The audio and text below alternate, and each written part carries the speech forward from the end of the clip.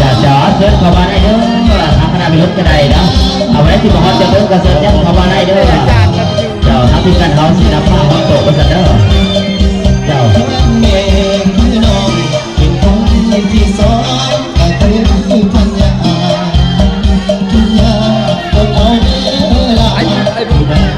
สิว่าอย่าสนได้ตัวเจ๋งเหรอคนอายคนมอง